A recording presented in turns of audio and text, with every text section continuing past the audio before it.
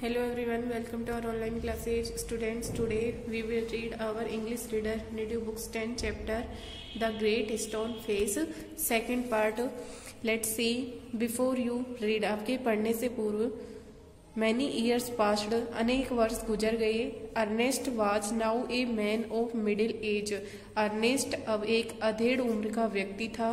To his neighbors, उसके पड़ोसियों के लिए, who never suspected that he was anything more, जिन्होंने कभी उम्मीद भी नहीं की थी कि वह अधिक था than an ordinary and familiar face.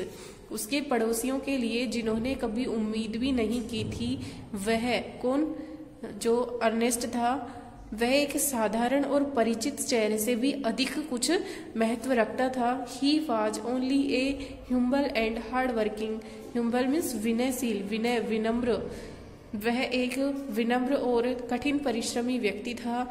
दो थॉटफुल पर्सन, यद्यपि वह एक विचारवान व्यक्ति भी था, विचारशील था.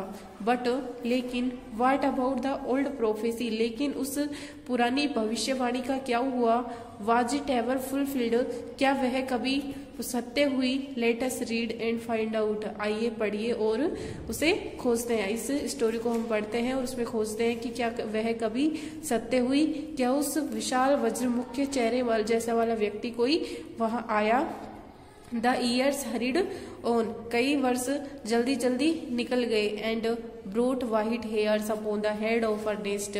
अर्नेस्ट, अब देखिए ऊपर आपको बताया गया है कि अर्नेस्ट क्या अधेड़ उम्र, इसमें मिडिल एज का व्यक्ति हो गया था. लेकिन उसके बाद में जल्दी जल्दी वर्ष और भी आगे चले गए और अर्नेस्ट के चेहरे पर अब सफेद बाल आ गए. इट मीन्स अब अर्नेस्ट वृद्ध होता जा रहा था. And made wrinkles across his forehead. Forehead means क्या होता है? मस्तक, आगे का जो माथा होता है उस पर झुर्रियां पड़ गई थी. And furrows in his cheeks. Furrows means होती है गहरी लाइनें, और उसके गालों पर गहरी लाइनें बन गई थी. He was an old man, अब वह एक वृद्ध व्यक्ति था. बट लेकिन not in vain had he grown old, उसने उसका जो बुढ़ापन था या वृद्धपन था वह व्यर्थ में ही नहीं आया था. More numerous than the white hairs on his head were the wise thoughts in his mind.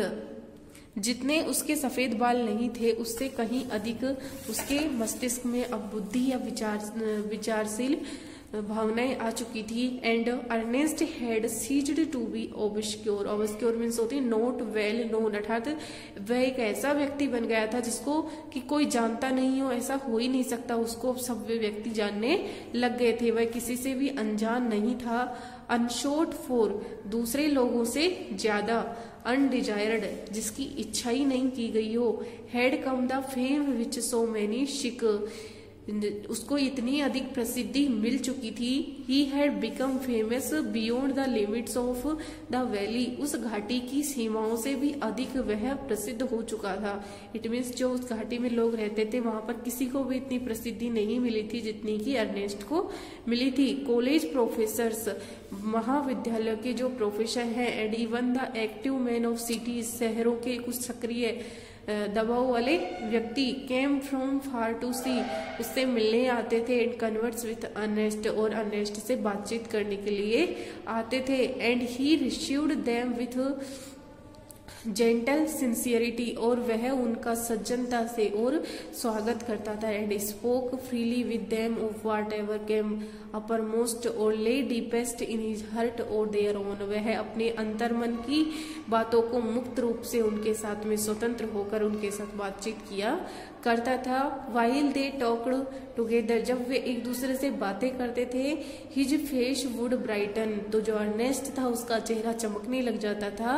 Unawareness and shine upon them, बिना जानते हुए ही उसका चेहरा चमकता हुआ सा दिखाई देता था. और शाइन अपॉन देम, और जो व्यक्ति उससे बात करते थे उनके ऊपर उसकी चमक दिखाई देती थी. As with a mild evening light, जैसे कि शाम के समय का प्रकाश हो, इस तरह के प्रकाश उसके चेहरे से आता हुआ दिखाई देता था.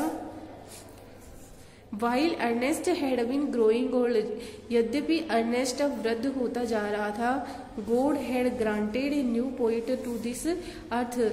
ईश्वर ने इस पृथ्वी को एक नया कवि भी प्रदान किया था. इट मीन्स उस घाटी में एक कवि भी हुआ था जो अब वहाँ नहीं रहता था और दूसरे शहरों में रहा करता था. He too was a native of the valley. वह इसी घाटी का स्वदेशी था, but had spent the greater part of his life in distant cities. लेकिन उसने अपने जीवन का बहुत अधिक भाग दूर के सिटी शहरों में व्यतीत किया था. Pouring out his sweet music everywhere. और अपने संगीत को प्रत्येक जगह फैलाया था. Neither was the great stone face forgotten. और यद्यपि उस महान वज्रमुख को अभी तक भूला नहीं गया था. For the poet had celebrated it in a poem. क्योंकि उस कवि ने उस जो महान वज्रमुख था उसको अपनी कविता में प्रसिद्ध बना दिया था.